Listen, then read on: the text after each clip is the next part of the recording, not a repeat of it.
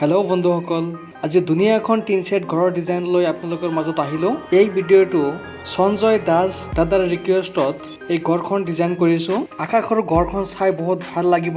এনেকুৱা ভিডিঅ' বনাওঁতে বহুত কষ্ট হৈ যায়। যদি চেনেলটোত নতুন আহিছে তেনেহ'লে প্লিজ ছাবস্ক্ৰাইব কৰিব আৰু কাষত থকা বেল আইকনটো প্ৰেছ কৰি ৰাখিব। আৰু যদি আগতে ছাবস্ক্ৰাইব কৰিছে তেনেহ'লে আপোনালোকক বহুত বহুত ধন্যবাদ। এই ভিডিঅ'টোত ঘৰখন বনাওঁতে কিমান টকা খৰচ হ'ব, ঘৰখনৰ ভিতৰখন দেখাত কেনেকুৱা হ'ব আৰু ড্ৰয়িংখন ক'ত আৰু কেনেকৈ পাব, সেইবিলাক লৈ আপোনালোকৰ লগত বিস্তাৰিতভাৱে আলোচনা কৰিম। ভিডিঅ'টো প্ৰথমৰ পৰা শেষলৈকে চোৱাৰ কাৰণে অনুৰোধ কৰিলোঁ। বেছি কথা নকৈ আহক আমি ভিডিঅ'টো আৰম্ভ কৰোঁ।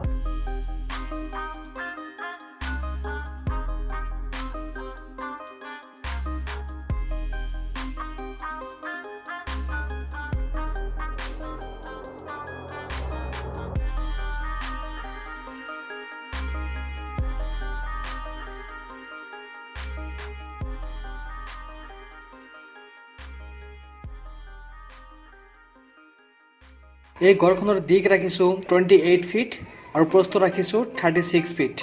বাৰাণ্ডাখনৰ চাইজ ৰাখিছোঁ 10 ফিট 6 ইঞ্চ বাই 6 ফিট। বাৰাণ্ডাৰ পৰা ঘৰৰ ভিতৰত যোৱাৰ কাৰণে ইয়াতে মূল দৰ্জা ৰাখিছোঁ। এইটো দৰ্জাৰ চাইজ দিয়া হৈছে 4 ফিট বাই 7 ফিট। মূল দৰ্জা দি আহি ইয়াতে দেখা পাইছে কৰিডৰৰ ব্যৱস্থা আছে।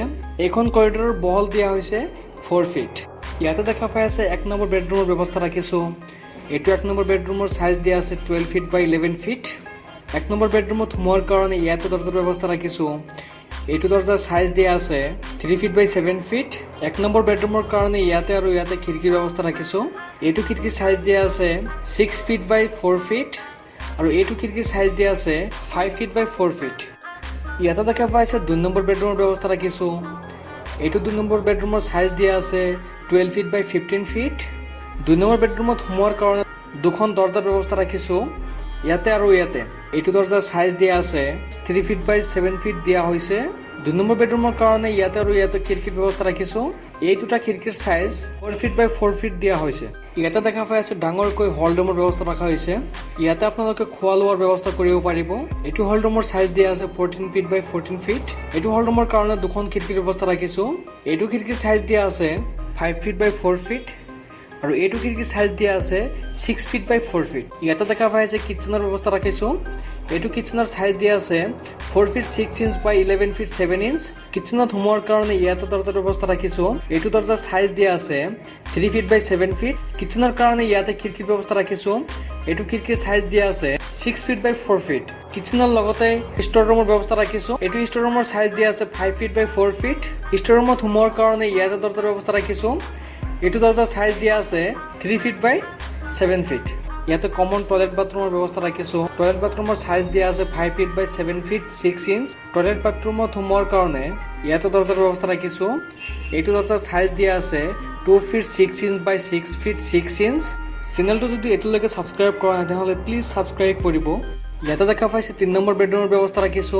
এইটো 3 নম্বৰ বেডৰুমৰ সাইজ দিয়া আছে 12 ফিট বাই 8 ফিট। 3 নম্বৰ বেডৰুমত সোমোৱাৰ কাৰণে ইয়াতে দৰজাৰ ব্যবস্থা ৰাখিছো। এইটো দৰজাৰ সাইজ দিয়া আছে 3 ফিট বাই 7 ফিট। 3 নম্বৰ বেডৰুমৰ কাৰণে ইয়াতে আৰু ইয়াতে খিৰিকীৰ ব্যৱস্থা ৰাখিছো। এইটো খিৰিকীৰ সাইজ ৰাখিছো 6 ফিট বাই 4 ফিট আৰু এইটো খিৰিকীৰ সাইজ ৰাখিছো 4 ফিট বাই 4 ফিট। পিছফালে এখন দরজার ব্যবস্থা রাখিছো। এইটো দরজার সাইজ দিয়া আছে 3 ফিট বাই 7 ফিট। এই ঘৰখনৰ ড্ৰয়িং যদি কাৰোবাৰ লাগে তেনেহ'লে ডিছক্ৰিপশ্যনত মোৰ হোৱাটছআপ নম্বৰ দিয়া থাকিব। মোৰ লগত যোগাযোগ কৰিব, মই আপোনালোকক নিশ্চয় সহায় কৰিম। আপোনালোকৰ কেনেকুৱা ঘৰৰ ডিজাইনৰ ভিডিঅ' লাগে আপোনালোকে কমেণ্ট বক্সত কমেণ্ট কৰিব, মই আপোনালোকৰ কাৰণে ভিডিঅ' লৈ আহিম।